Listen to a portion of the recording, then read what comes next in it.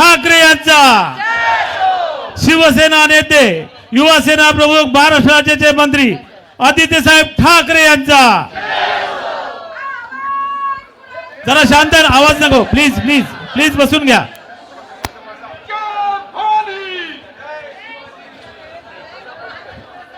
बोलू का? जय महाराष्ट्र। त्या दिवशी 2 शाखा झाल्या, विक्रोळीची रॅली होती आणि मला वाटलं आज पण थोडा उशीर होतोय का, एक 10 मिनिटं आहेत मला वाटतं बोलायला। आता मला माहित नाही नियम 10 वाजेचे बाहेरचे आत लागू होतात की नाही होत। नाही तर पहिलंच बात करतील। हे सगळे आता रीलवाले जरा बसून घ्या, कॅमेरावाले पण बसून घ्या, सगळे जरा असं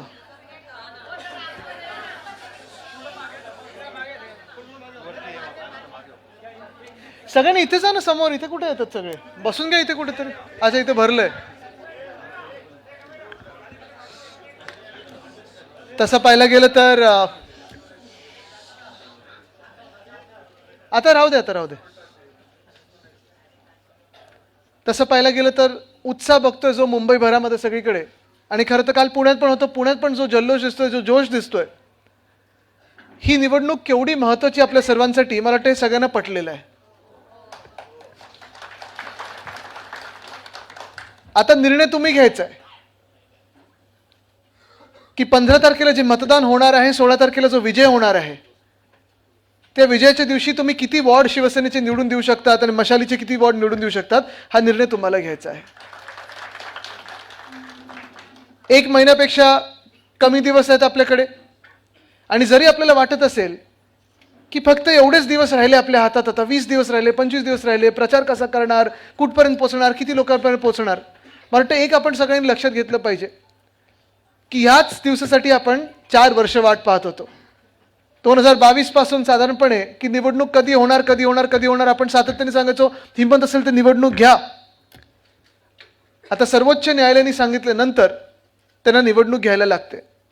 जवळपास 29 महानगरपालिकांमध्ये निवडणूक होणार आहे, आणि ह्या 29 महानगरपालिकांमध्ये साधारणपणे जो विधानसभेत गोंधळ झाला तो होणार नाही ह्याची काळजी आपल्याला घेणं गरजेचं आहे।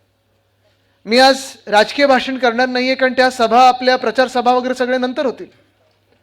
पण जेव्हा आपण पदाधिकाऱ्यांचा मेळावा बोलतो, जेव्हा आपण कार्यकर्त्यांचा मेळावा बोलतो, तुम्ही उभे बसून घ्या ना सगळ्यांनी,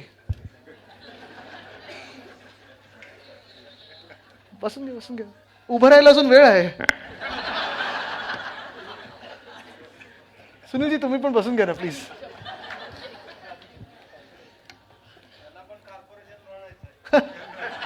मग आमदार कोणाला बनवता इथून?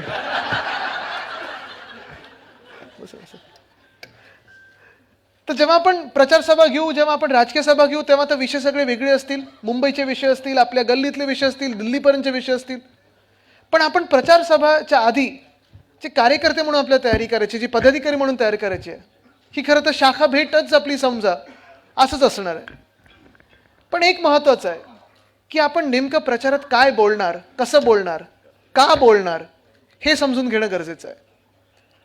इथे आपण सगळे जे आलात ते मागच्या आठवड्यात वरळीला किती लोक आला होतात? सगळे आले ते? प्रेझेंटेशन किती लोकांनी पाहिलं आणि प्रेझेंटेशन किती लोकांना पटलं? थँक्यू, धन्यवाद। पण आता मला सांगा, सगळ्यात महत्त्वाचा प्रश्न हा पुढचा आहे, ते प्रेझेंटेशनचं PDF सगळ्यांच्या फोनवर आलंय का? आलंय? किती ग्रुप्समध्ये टाकले तुम्ही? सगळ्यांना शेअर केलं? कारण तेच सगळ्यात महत्त्वाचं आहे। तुम्हाला पुस्तिका पण येणार आहे, आपल्या अखिल चित्रिणी ती पुस्तिका छोटी छापलेली आहे, त्याचं आपण अनावरण मागच्याच आठवड्यात केलं होतं।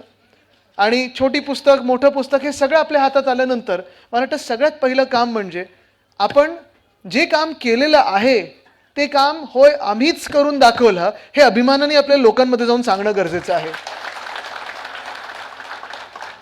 आता वेगळी माध्यमं आलेली आहेत, डिजिटल माध्यम हे फार मोठं आहे। जसं आपण, मला सांगा इथे किती लोक YouTube शॉर्ट बघतात? सगळेच बघतात ना YouTube शॉर्ट्स।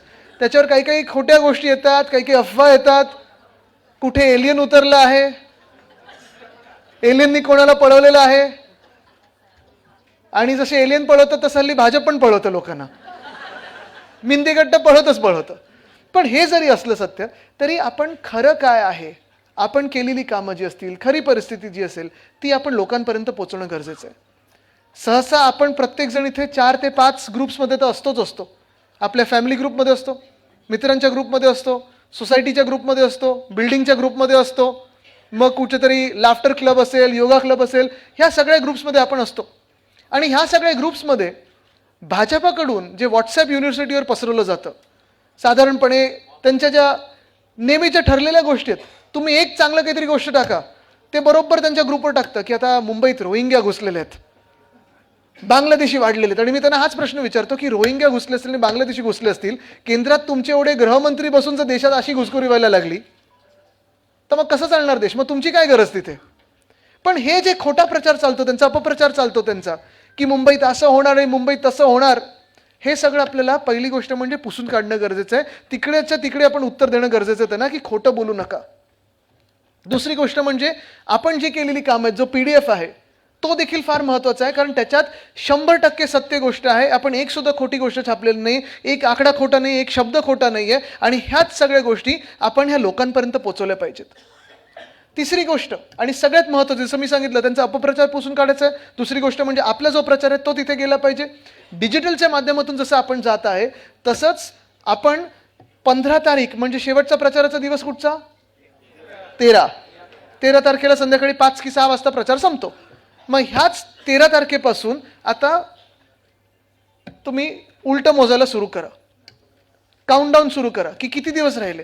आणि जर कालपासून नसेल केलं तुम्ही, जर आज नसेल केलं, तर उद्यापासून तुम्ही किती लोकांपर्यंत पोहोचणार, घरोघरी किती लोकांपर्यंत पोहोचणार, आणि आपण जी मशाल आत्ता आपल्या पट्ट्यांवर आहे ती मशाल किती लोकांपर्यंत पोहोचवणार हे तुम्ही आत्तापासून ठरवलं पाहिजे.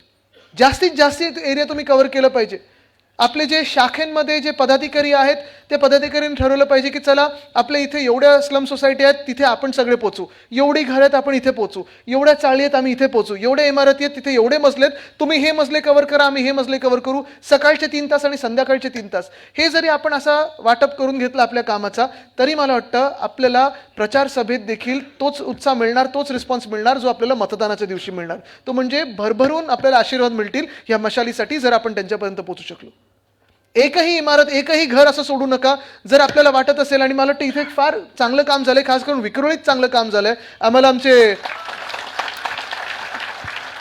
सेनेटमध्ये पण तेच दिसलं, पदवीधरमध्ये दिसलं, आणि सुनीलजींची आम्ही थोडी गंमत जम्मत करत असताना वरळी की विक्रोळी ही कुठचं पुढे राहील, मला वाटतं बाजीनंतर तुम्ही मारली.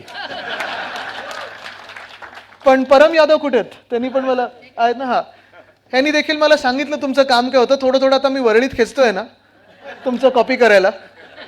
पण चांगलं काम तुम्ही इथे केलेलं आहे. तुम्ही जे आपण वोट चोरी करण्याचा, ते पकडण्याचा आपण प्रयत्न करत होतो, जे वोट चोरी करतात त्यांना पकडण्याचा प्रयत्न करत होतो. वोट चोरी देखील हा प्रचारातला मुद्दा नाहीये. पण ही जी यंत्रणा आहे, ही यंत्रणा आणि प्रक्रिया स्वच्छ कशी राहील, चांगली कशी राहील, दूषित कशी होणार नाही, ह्याच्यावर आपलं लक्ष असायला पाहिजे. आणि म्हणून आता जेव्हा निवडणूक जाहीर झालेली आहे तेव्हा प्रचाराचं तर आपल्याकडे येत आहे, प्रचार सभा होतील, पदयात्रा होतील, सगळं काही होतील.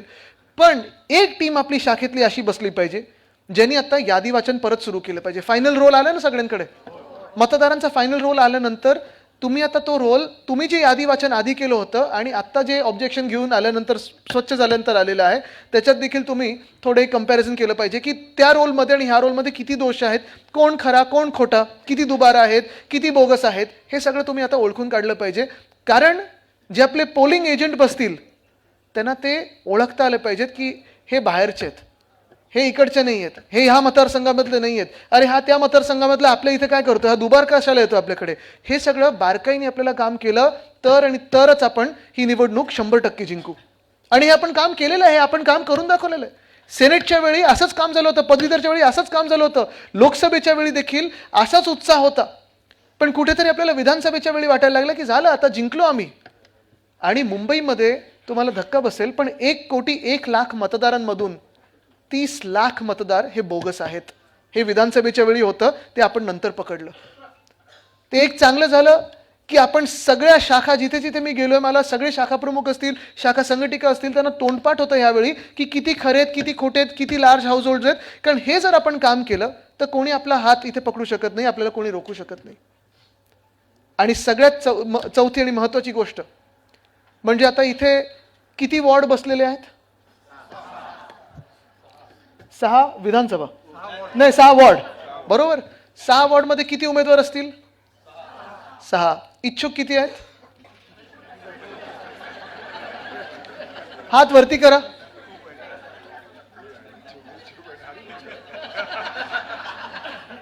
मी बघितलेलं नाहीये, तर सगळे मंचावरचे लोक बघतात. पण एक चांगली गोष्ट आहे, नाही असं नाही की जास्ती वर केलं तर तिकीट मिळेल, असं काही नाही आहे. हात खालती ठेवून पण उद्धव साहेबांपर्यंत पोहोचवलं तरी चालेल.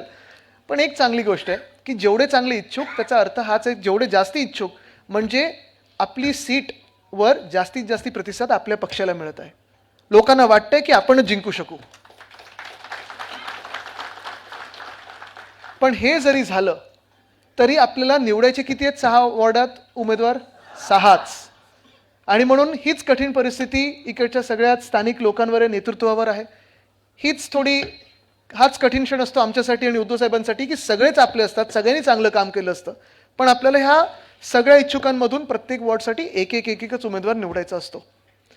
आणि हे निवडत असताना मला वाटतं सगळ्यांनीच हे जरा समजून घेतलं पाहिजे की ही निवडणूक फार महत्त्वाची आहे, हा क्षण फार महत्त्वाचा आहे. आणि ह्यावेळी जो कोणी उमेदवार बनेल, जी कोणी उमेदवार बनेल, ठीक आहे, आम्हाला कदाचित ह्यावेळी नाही मिळणार, पुढच्या वेळी मिळू शकते संधी, पण आपल्याला जे कोणी उमेदवार उद्धव साहेब देतील, आपला पक्ष देईल, त्याच्या खंबीरपणे मागे उभं राहून त्यांना जिंकून आणण्याचं काम आपल्याला करायचं. तयार आहात? कारण हेच काम फार महत्त्वाचं आहे. त्या दिवशी देखील मी डोमला आपलं चिन्ह जे आहे मशाल, ह्याचं महत्त्व समजवलं. संयुक्त महाराष्ट्राच्या जे लढ्यामध्ये ती मशाल दिसते, तिथे ते हुतात्मा स्मारकाला दिसते, तीच मशाल आपल्या हाती आलेली आहे. वातावरण चांगलं होत चाललेलं दिवसेंदिवस. आपला वचननामा येईल लवकरच. जे काही तुम्हाला 2 बंधूंकडून ऐकायचं, 2 भावांकडून ऐकायचं, ते कदाचित लवकरच ऐकायला मिळेल. पण हे सगळं होत असताना प्रत्येक सीट आपली असो त्यांची असो, अजून काही अफवा पसरले असतात. मग काही मला लोक मेसेज करतात की आपल्याकडे की त्यांच्याकडे, असं कुठेही काही कोणी सांगितलेलं नाहीये बाहेर. ते जे सांगतील ते अधिकृतरित्या येईल. पण आपल्याला ठरवायचं आहे की आपल्याला किती इच्छुक असले तरी अधिकृत कोण आहे आपल्याला? आपलं उमेदवार, बरोबर आहे. आणि ह्या 6 वॉर्डमध्ये देखील एकच उमेदवार आपल्याला घरोघरी घेऊन जायचंय, बरोबर आहे. आपला उमेदवार कोण आहे? मशाल. हीच मशाल आपल्याला घरोघरी न्यायची आहे. कारण जो अंधार मुंबईमध्ये येत आहे, मुंबई जो खेचून घेण्याचा प्रयत्न होत आहे, मुंबई आपल्या हातातून घेण्याचा प्रयत्न होत आहे, त्याला रोखण्यासाठी आणि ह्या दुष्ट प्रवृत्तीला जाळण्यासाठी एकच आता आपल्याला हातात घ्यायची, ती म्हणजे मशाल. धन्यवाद. जय हिंद, जय महाराष्ट्र, वंदे मातरम. धन्यवाद साहेब, आपण या ठिकाणी आलात त्याबद्दल धन्यवाद. आम्हाला मार्गदर्शन केलं त्याबद्दल धन्यवाद. मी आमदार साहेबांना विनंती करतो की आपण आदित्य साहेबांचा आपण सन्मान करायचा आहे. कृपा करून शांत बसा, साहेबांचा सन्मान होणार आहे. मी भाऊंना विनंती करतो की भाऊ, आपण आदित्य साहेबांचा आपण सन्मान करायचा आहे. शाल, शिबळ आणि पुष्पगुच्छ देऊन सन्मान करायचा आहे. कोरगावकर साहेब आदित्य साहेबांना पुष्पगुच्छ देत आहेत. धन्यवाद साहेब, धन्यवाद. आपण या ठिकाणी आलात, आम्हाला मार्गदर्शन केलं त्याबद्दल खरोखर लाख लाख धन्यवाद. धन्यवाद साहेब, धन्यवाद. सध्या साहेबांचा फार बिझी शेड्यूल आहे प्रत्येक ठिकाणी जाण्यासाठी. त्यानंतर युवासेनेकडून सन्मानित केलं जात आहे. युवासेना कुठे? युवासेना आपण या इकडे पुढे. साहेबांच्या हस्ते कॅलेंडरचं ओपनिंग साहेबांच्या हस्ते या ठिकाणी होणार आहे. या ठिकाणी प्रवेश देखील होतोय. या ठिकाणी प्रवेश देखील होतोय.